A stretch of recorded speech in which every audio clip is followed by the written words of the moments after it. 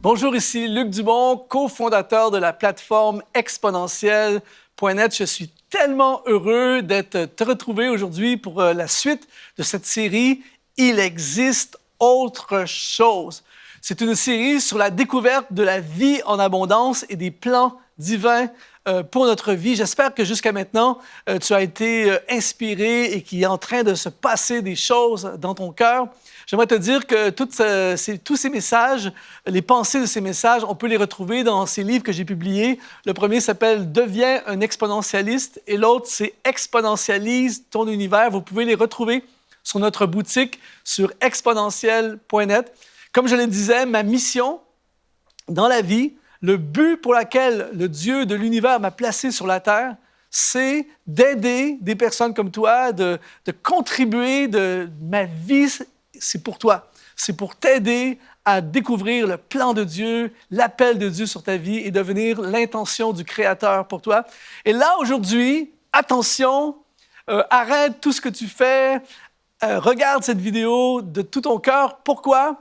Parce qu'aujourd'hui, je crois que des choses vont être remouées à l'intérieur de nous-mêmes. C'est-à-dire qu'aujourd'hui, le message s'appelle « Partir à l'aventure ». On a découvert à travers les premiers messages qu'il existe autre chose, que Dieu a beaucoup plus en réserve que ce que nous connaissons, ce que nous avons vu jusqu'à maintenant. Et nous sommes dans cette aventure de découverte des plans de Dieu. Et aujourd'hui, j'aimerais t'appeler à partir à l'aventure. En fait, j'ai comme une mission aujourd'hui. Ma mission, c'est pareil comme si j'étais devant un enclos où il y avait plein de chevaux sauvages. Et j'arrive, je me sens comme ça aujourd'hui, j'arrive devant cet enclos et j'ouvre la porte. On a tous vu ces fameux chevaux sauvages courir dans les prairies, les cheveux dans le vent. C'est tellement beau de les voir dans la liberté. Eh bien, imaginez ces chevaux sauvages enfermés dans un enclos. Eh bien, moi, j'arrive aujourd'hui et j'ouvre la porte et je dis aux chevaux, allez-y courir. Allez courir dans les plaines. C'est ce que je veux faire avec ta vie. J'étais dans un zoo il y a quelque temps de ça et j'ai vu une image qui m'a vraiment troublé. C'est-à-dire que j'ai vu un aigle dans une cage. C'était une grande cage, mais il y avait cet aigle qui était là et je suis resté plusieurs minutes à le fixer, à le regarder.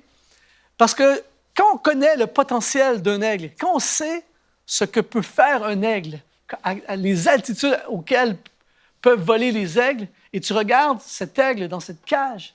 Et quand j'étais là, je le regardais pendant de longues minutes. Et je me suis dit, waouh, ça ressemble à tellement de gens que je côtoie à chaque semaine, à chaque année dans mes voyages. Des gens qui sont des aigles, qui sont des chevaux sauvages, mais qui sont enfermés dans des enclos ou enfermés dans une cage. Aujourd'hui, on va ouvrir la porte de la cage, on va ouvrir la porte de l'enclos et tu vas pouvoir déployer tes ailes et t'envoler dans les plans de Dieu, courir dans les chemins tracés par Dieu pour toi. On va parler ensemble de partir à l'aventure. C'est quoi partir à l'aventure? Partir à l'aventure, c'est lâcher prise et laisser Dieu prendre la relève.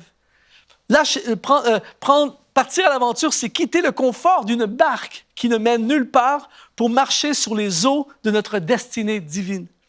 Partir à l'aventure, c'est renoncer à nos acquis pour saisir le nouveau de Dieu. Partir à l'aventure, c'est ouvrir son cœur aux possibilités de demain en étant prêt à laisser aller les cordages qui nous retiennent. Aujourd'hui, larguons les amarres, partons à l'aventure dans les plans merveilleux de Dieu pour notre vie. Aujourd'hui, je vais vous parler d'Abraham. Abraham, je suis toujours fasciné par Abraham. Abraham est un bel exemple de quelqu'un qui est parti à l'aventure. Mais quand on y pense vraiment, Abraham n'a pas fait des grands exploits. Si on compare à David, par exemple, qui a affronté le géant Goliath, qui est devenu le roi de sa nation. On pense à Josué qui a affronté les murailles de Jéricho, Néhémie qui a rebâti les murailles de Jérusalem. On pense à ces héros, ces hommes qui ont fait des choses extraordinaires. Et pourtant, Abraham est appelé le père de la foi. Quand on va dans Hébreux chapitre 11, on s'aperçoit qu'il est l'emblème de la foi. Et pourtant, il n'a pas fait de grands exploits. En fait, ce qu'Abraham a fait, il est parti. Il a tout simplement parti.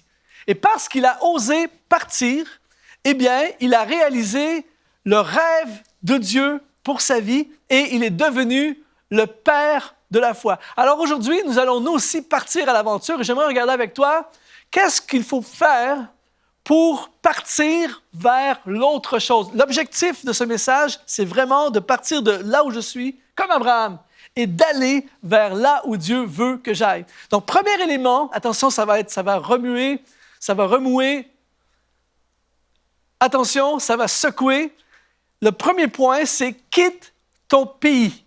Attention, avant de faire ton visa, laisse-moi te partager ce message. On va lire ensemble dans Genèse chapitre 12 au verset 1.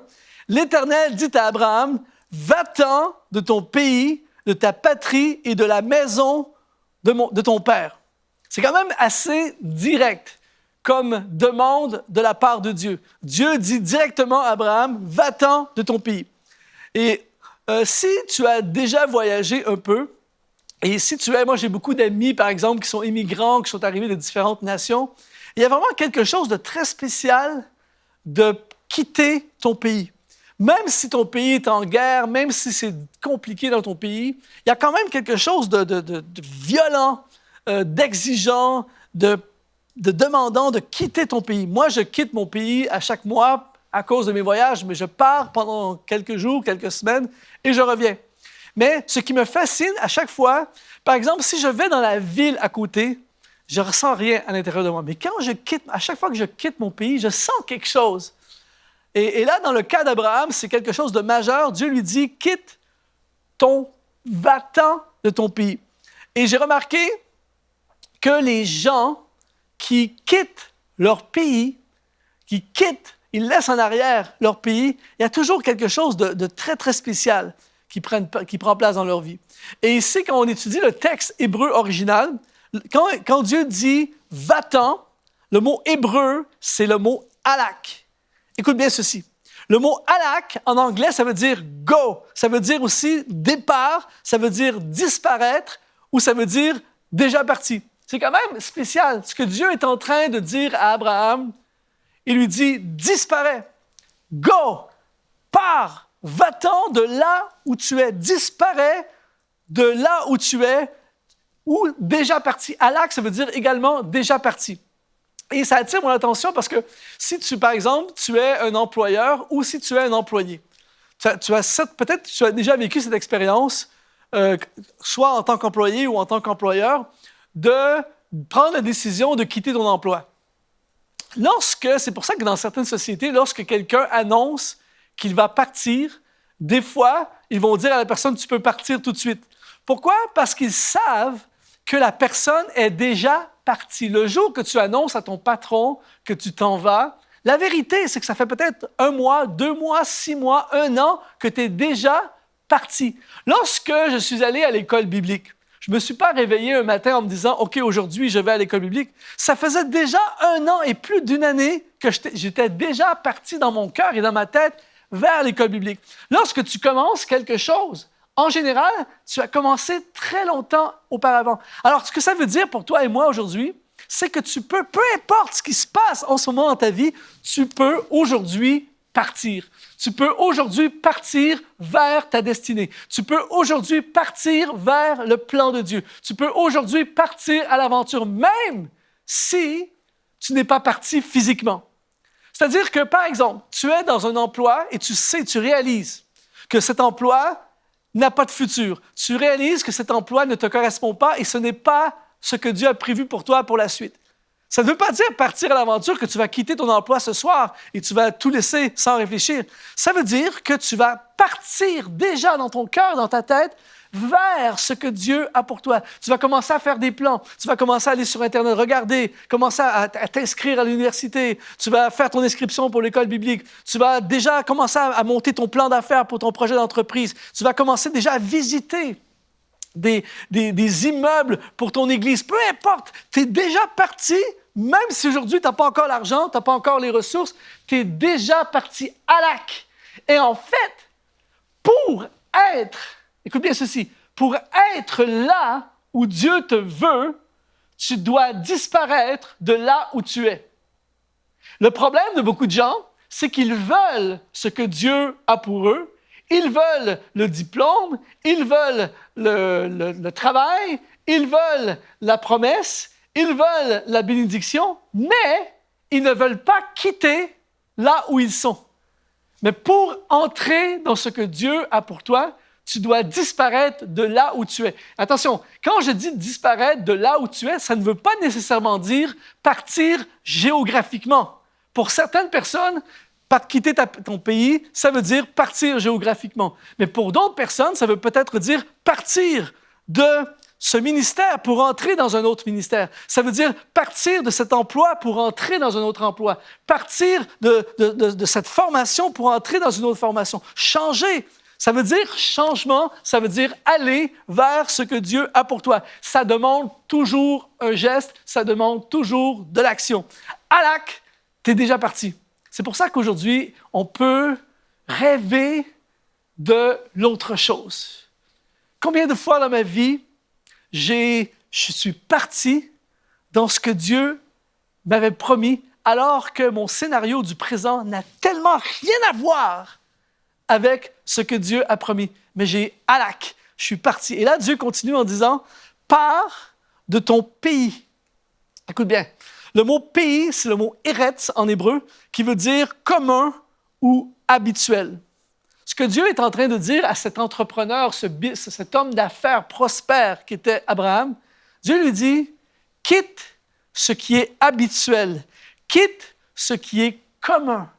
Et l'une des choses qui est frappante lorsque tu as la chance de voyager, c'est, moi, je suis fasciné de voir la différence des cultures.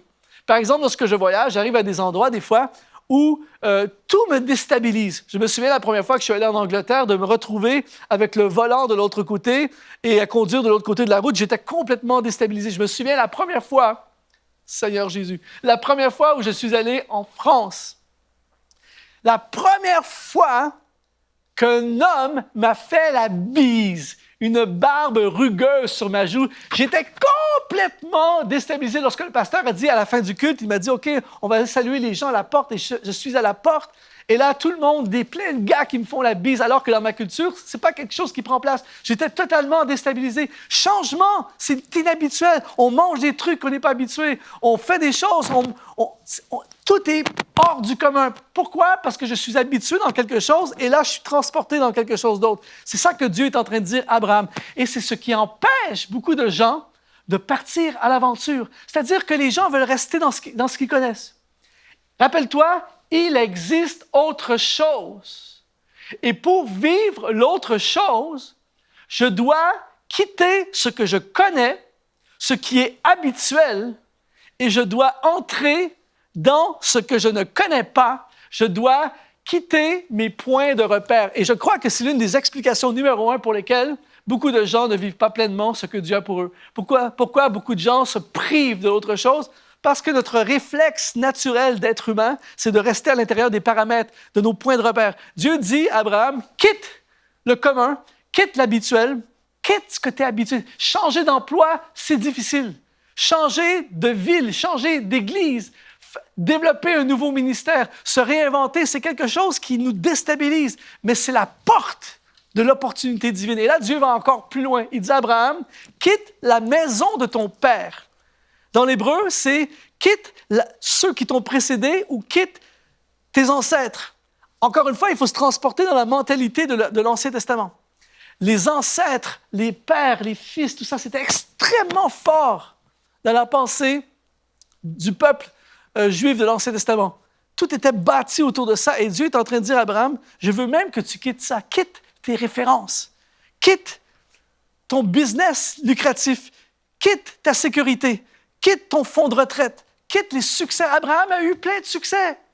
Abraham a eu des entreprises. Le gars aurait pu penser, attention, il aurait pu penser, je suis au top, je suis un riche entrepreneur, que peut-il y avoir de plus? Eh bien, il y avait encore autre chose pour... En fait, c'est fou. Abraham, il est au-dessus de 80 Il n'a rien vu encore de ce que Dieu a pour lui. Avec Dieu, ce n'est jamais fini tant que ce n'est pas fini. C'est pour ça qu'il faut foncer, partir à l'aventure. Il y a encore autre chose. Il y a encore des découvertes. Il y a encore du potentiel en moi. J'ai encore des choses à vivre. J'ai encore des fruits à produire. J'ai encore des gens à toucher. J'ai encore des choses à découvrir. Explore, pars à l'aventure. Ne te limite pas à ce que tu connais.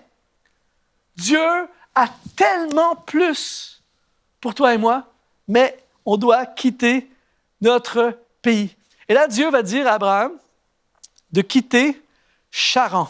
Au verset 4, au moment de quitter, Abraham est installé à Charan.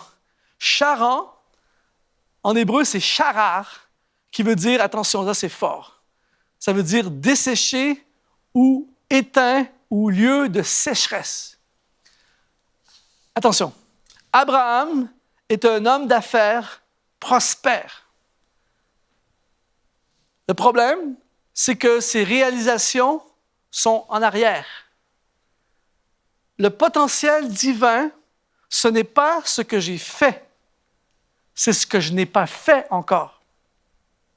Et nous, on regarde à la lumière du futur, on sait, on a envie de dire, allez Abraham, fonce, lance-toi. Mais lui, il est âgé, il a déjà accompli plein de choses, il est par rapport à ses contemporains, le gars, c'est une histoire de succès. Et pourtant, il n'a rien vu encore. Et là, Dieu lui dit, quitte Charan, quitte le lieu de la sécheresse. En d'autres mots, ce que Dieu est en train de dire à Abraham, c'est qu'à Charan, il n'y a pas de futur. C'est éteint, c'est la mort. Et il y a souvent, j'ai vu au fil des ans, tellement de gens, d'églises, de ministères, de leaders, d'hommes et de femmes qui ont arrêté de grandir. En fait, qui ont arrêté de vivre. J'ai entendu cette expression un jour, il est mort à 35 ans, mais on l'a enterré à 75. C'est-à-dire qu'à un moment donné, le gars est arrivé à 35 ans, il est arrivé à Charan et il a arrêté. Il s'est installé, il a établi campement à un endroit confortable, un endroit connu, un endroit sécuritaire, un endroit où les gens le connaissent, un endroit où il a une certaine réussite selon les gens autour de lui. Mais la vérité de Charan, c'est que c'est un lieu où on s'éteint.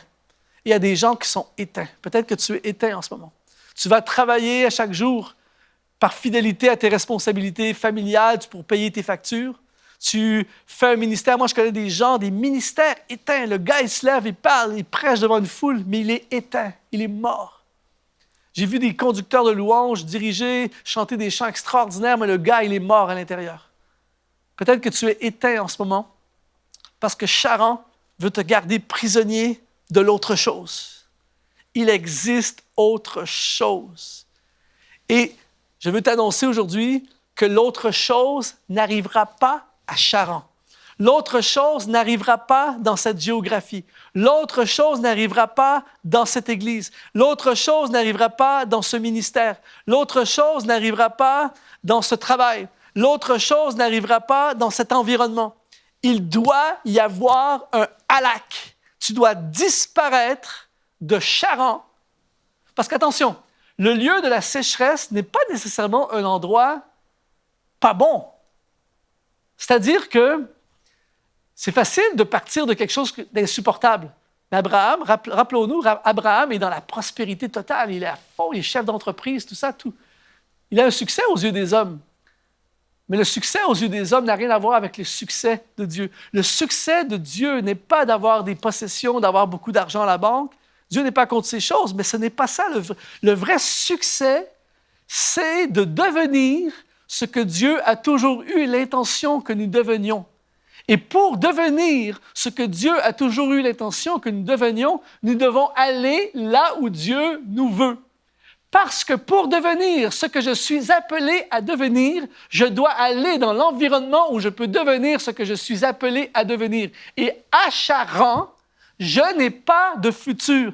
Et pour vivre le futur qui est le plan de Dieu pour ma vie, je dois partir à l'aventure, je dois prendre mon courage, je dois foncer, je quitte Charan, je suis terrifié, mais je fonce vers ce que Dieu a prévu. Et nous, on connaît la suite de l'histoire. Si on avait pu être à côté d'Abraham, Abraham, vas-y, tu vas, dans 2000, 4000 années, on va t'appeler le père de la foi, tu vas marquer les générations, ça va marcher, vas-y, fonce. Mais lui, il ne sait pas ça. Tout ce qu'il sait, c'est qu'il sert un Dieu tout-puissant qui a placé en lui un pays. Il possède en lui un pays. Il possède en lui son futur. Tu as à l'intérieur de toi ton futur. Mais pour qu'il se matérialise, tu dois partir à l'aventure. Tu dois quitter la médiocrité. Tu dois quitter une vie stagnante. Tu dois quitter la misère. Tu dois quitter la tristesse et la dépression. Tu dois quitter une vie chrétienne sans saveur. Tu dois quitter un ministère qui ne porte pas de fruits. Et tu dois entrer dans ce que Dieu a prévu pour ta vie. C'est terrifiant, mais c'est puissant, c'est énorme. Et je prie alors que je prêche ce message, je prie que quelqu'un entende ce message. Je prie, si j'ai préparé tout ce message que pour toi, juste pour toi, si ça donne un fruit, tout ce message, toute cette émission, que pour toi, c'est tellement glorieux, c'est tellement grand et beau ce que Dieu fait dans la vie d'un homme, une femme qui ose quitter sa patrie, qui ose quitter ce qu'il connaît, qui ose quitter ce qui est habituel pour entrer dans ce que Dieu a. Si ce n'est que pour toi, ça vaut la peine. Mon ami, quitte ta patrie. Quitte ta patrie. L'apôtre Paul est parti. Il était confortable dans l'église d'Antioche. C'est une église phare, c'est une église d'impact, une église d'influence. C'était comme une méga church d'aujourd'hui, une superbe église. Mais dans Actes chapitre 13 au verset 2, il est écrit « Pendant qu'ils servaient le Seigneur dans leur ministère », ils ne sont pas inactifs, ils ne sont pas malheureux, mais pendant qu'ils servaient le Seigneur dans leur ministère et qu'ils jeûnaient, le Saint-Esprit dit, le Saint-Esprit a cette capacité de venir changer les scénarios. Et l'homme et la femme qui vit la vie de l'Esprit est quelqu'un qui se laisse conduire. Et là, le Saint-Esprit dit « Mettez-moi à part Barnabas et Saul pour l'œuvre à laquelle je les ai appelés. » Pourtant, ils étaient en train de servir. Et alors, écoute bien ceci, alors après avoir jeûné et prié, ils leur imposèrent les mains et ils les laissèrent partir. Partir en grec, c'est le mot apoluo. Le mot apoluo se traduit également par relâcher, se débarrasser de et se départir de. Ils sont dans l'église d'Antioche. Écoute bien, c'est de la bombe. Ils sont dans l'église d'Antioche. C'est Paul, c'est pas n'importe qui. Il porte des fruits, il enseigne, ça marche, c'est le feu, tout ça. Et tout à coup, Dieu dit, la saison change. La saison change. Et maintenant, j'ai prévu... Imagine, ça, lui, il sert le Seigneur, il sert Dieu dans l'église d'Antioche. Il ne savait peut-être pas ce jour-là qu'il existe autre chose.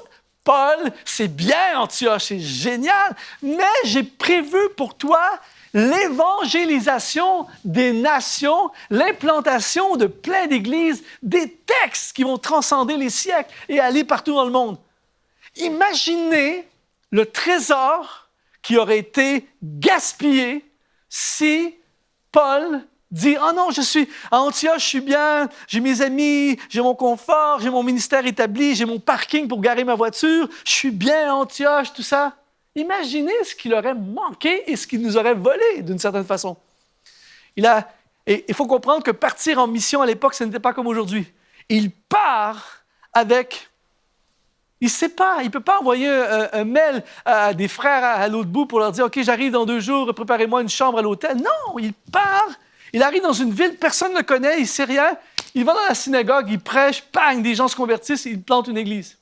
Un truc de fou. Mais le mot grec « apoluo », relâcher, se débarrasser d'eux et se départir. Il a fallu, pour que Paul parte à l'aventure et entre dans l'autre chose, il a fallu une coupure. Il a fallu qu'il y ait une coupure avec ce qu'il était pour devenir ce qu'il était appelé à devenir. Mon ami, parfois, il faut une coupure. Coupure avec ton passé, coupure avec ce qui ne fonctionne pas, coupure avec tes blessures, coupure avec certaines mauvaises relations, coupure avec certaines mauvaises habitudes, coupure avec ton emploi, coupure avec quelque chose Parce que Dieu veut que tu disparaisses pour apparaître dans ta destinée. Jusqu'à ce jour, Antioche était parfait pour Paul. C'était ce que Dieu voulait. Mais Dieu dit, la saison Antioche est terminée. Maintenant, c'est la saison nation. Wow! Je parle à quelqu'un en ce moment. Il y a quelqu'un en ce moment. Dieu te dit, ta saison Antioche est terminée. Tu le sais parce que ça fait des semaines et des semaines que dans ton cœur, tu es remué. Mais Dieu dit à quelqu'un en ce moment, la saison Antioche est terminée. Maintenant, Apolluo, le temps est venu de couper avec la saison Antioche. Merci, mon Dieu, pour la saison. Gloire à Dieu. Mais maintenant, c'est l'entrée dans la nouvelle saison. Partir à l'aventure, c'est partir vers le plan de Dieu. C'est partir vers ce que Dieu a prévu. Il y a quelque temps, j'aime beaucoup les reportages avec les animaux. Je vous ai parlé de l'aigle, des chevaux sauvages. J'aime beaucoup les reportages sur les animaux et j'ai vu quelque chose il y a quelque temps de ça qui m'a tellement parlé. C'était un reportage sur les tortues de mer. Peut-être que vous le saviez, mais moi je ne le savais pas à ce moment-là. La tortue de mer ne naît pas dans la mer. La maman tortue de mer sort de la mer sur la plage. Ils vont pondre les œufs sur la plage. Mais dans le reportage, on voit, c'est c'est parlant, tu vois, à un moment donné, les œufs venir à éclosion, et là, tu vois les petits bébés tortues de mer sortir. Instinctivement, naturellement, la première chose qu'elles font lorsqu'elles sortent de l'œuf, elles courent vers la mer. Et là, elles courent vers la mer. Et là, c'est extrêmement dangereux parce que c'est le buffet d'une certaine façon. Les crabes sont là, tous les animaux qui veulent les bouffer sont là. Et là, alors qu'elles courent vers la mer, elles se font attaquer, tuer, tout ça. Mais elles ne peuvent pas s'empêcher d'aller vers la mer. Pourquoi? Parce qu'elles ont été créées pour être dans la mer. Et là, dans mon imagination fertile, je me suis imaginé une tortue de mer qui décide d'avoir une vie confortable et moins risquée. Elle dit, bon, ils partent tous vers la mer, c'est trop dangereux. Moi, je vais me créer une vie sur la plage. Je suis pas loin de la mer. Ça ressemble à la mer, mais je suis ici. Et là, elle se bâtit une terrasse, tout ça. Elle vit sa vie sur la plage. Après quelques temps, la tortue de mer commence à être troublée dans son cœur. Elle se sent, je ne sais pas ce que j'ai, je suis toujours triste, je me sens pas bien, je me sens inutile dans la vie, je ne sais pas ce que j'ai, c'est quoi mon problème, tout ça. Jusqu'au jour où la tortue de mer voit un reportage, et là c'est mon imagination, voit un reportage à la télé où elle voit des tortues de mer dans la mer en train de nager, faire des demi-tours, tout ça. Et là tout à coup, elle se met à pleurer, elle se dit « Mais c'est ça que je rêve, c'est ça qu'il faut. » Et là, j'ai envie de dire à cette tortue de mer, sors de ton confort et cours vers la mer. Tu as été créé pour aller vers la mer. Et j'ai envie de dire à quelqu'un en ce moment, le temps est venu pour toi de courir vers la mer. Pars à l'aventure. C'est risqué, ça fait peur, c'est insécurisant. Tu ne sais pas trop ce qui va arriver. Mais tu sais une chose, tu as été créé pour être dans la mer et non être sur la plage. Il existe autre chose pour la tortue de mer. Et l'autre chose vaut la peine de risquer, vaut la peine de sortir du confort et de la sécurité et de nager, de courir et de se lancer dans l'eau et de s'abandonner. Et là, le jour où elle est dans l'eau, elle comprend, elle dit, voilà, c'est pour ça que j'ai été créé. Mon ami, il existe autre chose pour toi. Il y a un océan qui t'attend. Ça fait peur, c'est inconnu, mais il y a un océan qui t'attend. Alors, je te donne rendez-vous pour la prochaine émission où nous allons parler de vivre ses rêves ou rêver sa vie. Un rendez-vous à ne pas manquer. Merci d'avoir été là et je te dis à la prochaine.